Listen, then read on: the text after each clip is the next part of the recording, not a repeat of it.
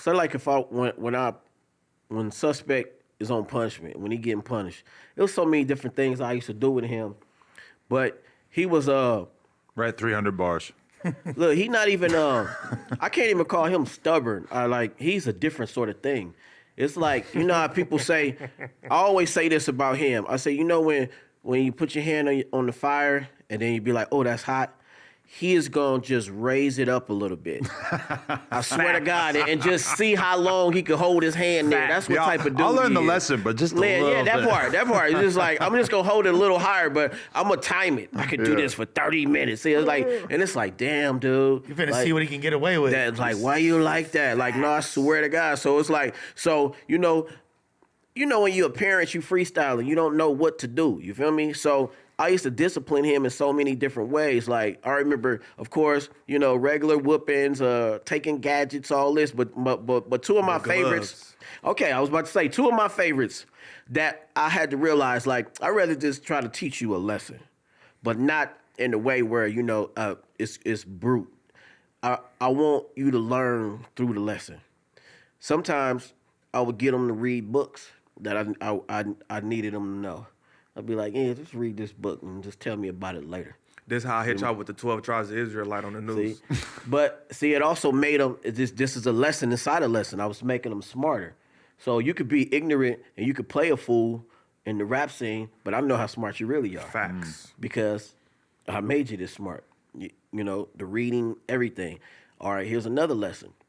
When you get kicked out of school or you get suspended or something, as soon as he walk home, the gloves is on the lawn. I used to hate that shit. The boxing gloves is on the lawn. When I'm in the principal's office and they call him, I'm like, I know when I catch this bus and I get to the crib, them boxing gloves gonna be on the porch and we finna get down. They on the line. It never failed. This how I got quick, nigga, my dodging skills. No. I'm like 16 and this nigga in the fucking back lifting weights and shit. I don't know if y'all can see, nigga strong. No cap, nigga, for years. And that motherfucker lifting weights since I can remember. And I had to squabble this nigga every time I got in trouble. And I got in trouble like 4 days out the week, nigga. When he got tired of it, we was fighting, for sure.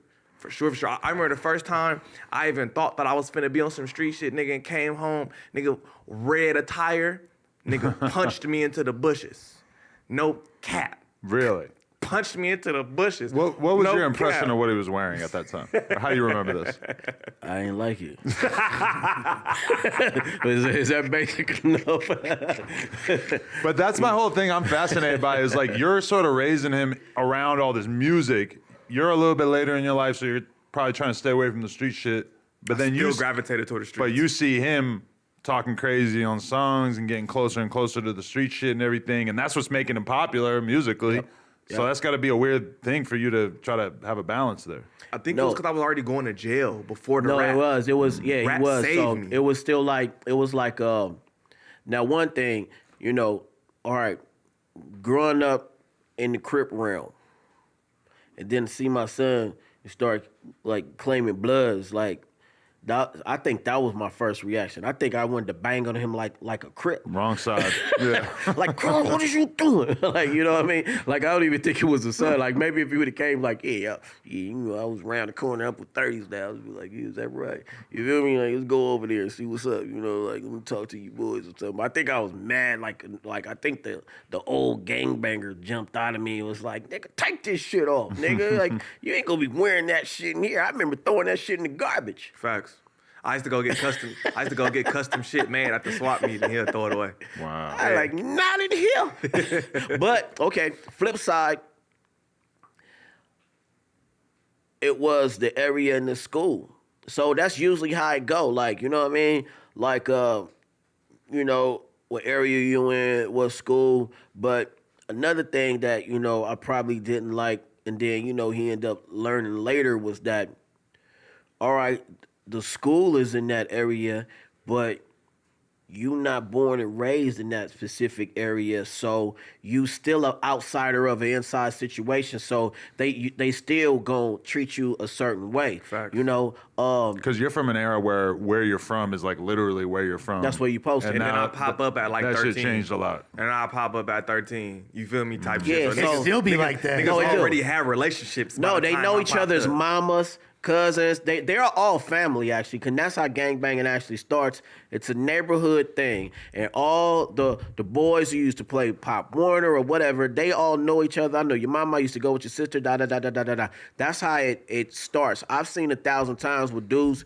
come in from different neighborhoods, and some of the homies just never accept them because it's like, who is you?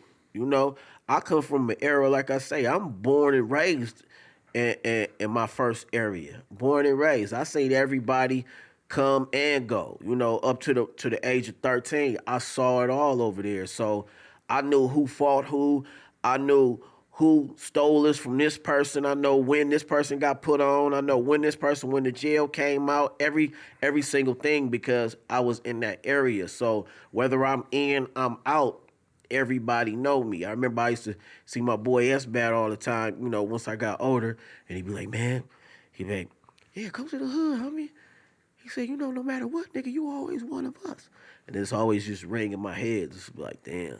You know, because sometimes, you know, once you wiggle away, you don't even be thinking about that no more. So, you know, I would go over there just, you know, what's up? You know, kick it with my homies. Not like being on the stoop. I've been like, to a Broadway I'm hood going to day. get shot. Yeah, I took him. This is a funny thing. I didn't know if you remember that. I took remember. him to a hood I day. didn't know I was at a hood day, though. One day. It just And was then like jumpers I and just shit. thought later, I was like, what the fuck I do that shit for? But it was cool. You know, it was like in the South Bay, like in Torrance or something.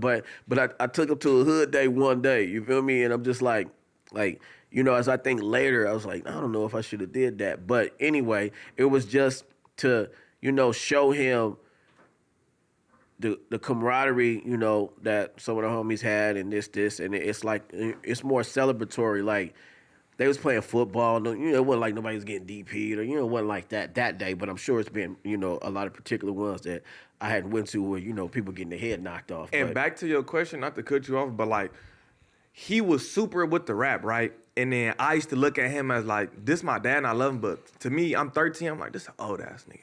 All my cousins is super gang banged out. When you're a young dude, your whole goal in life is to basically separate yourself from your parents. And especially if your dad was rapping and you're rapping, Yeah. of course your mentality goes to like, nah, fuck that shit. This is what I'm doing. This is different. This is my own shit. And especially it must be weird for you too, because you know that him being from somewhere or identifying with a certain gang or whatever, I mean, it's very, very difficult for a guy in his position who's talking crazy on records to not be with somebody, right? Yes.